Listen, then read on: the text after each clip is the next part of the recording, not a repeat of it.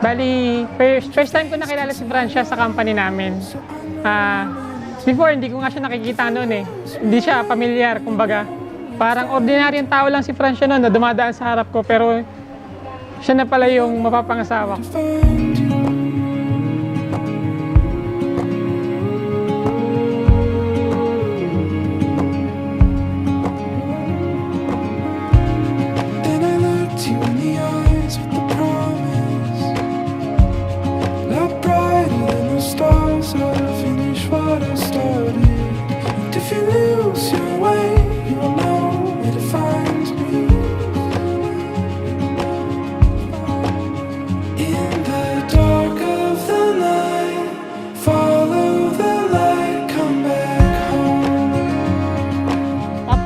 Sabi niya sa akin, nung pag-uwi namin, kung pwede daw siya manligaw.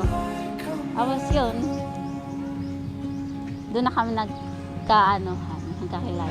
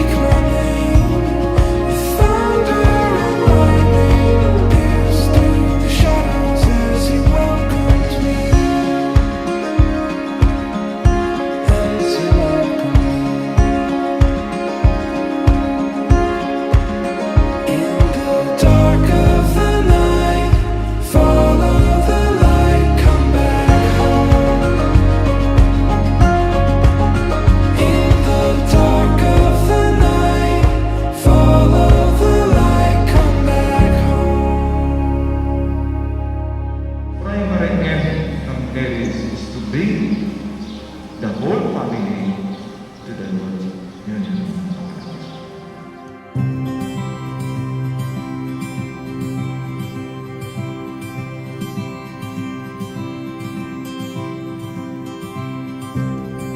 I'm gonna love you all my life.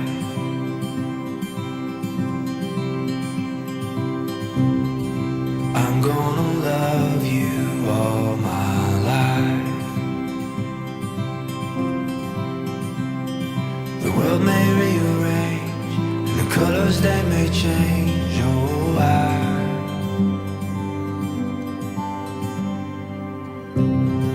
I'm gonna stay right by your side. Si Pa ay seryoso siya, pero may pagka-seryoso, stricto, lalo na sa mga gawain ko minsan. Tapos, mapagmahal siya, may paninindigan. Yung anong gusto ko sa kanya, yung may paninindigan sa buhay.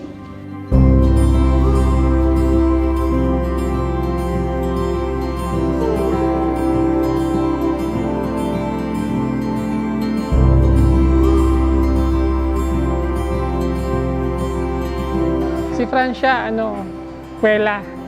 Napakalaking kabaliktaran ko. Kung ako napakaseryoso, siya naman yung tipo na happy-go-lucky.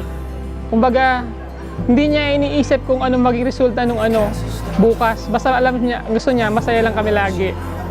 Yun, ganun siya klaseng tao. Kumbaga, almost opposite, kaya siguro kami pinagtagpo.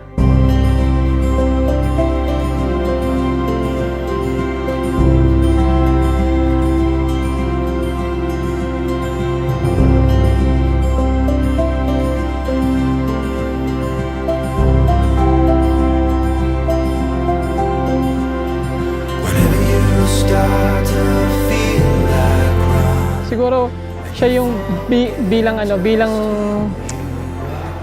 binigay ni God na solusyon sa buhay ko para maging parte, kalahati ng puso ko.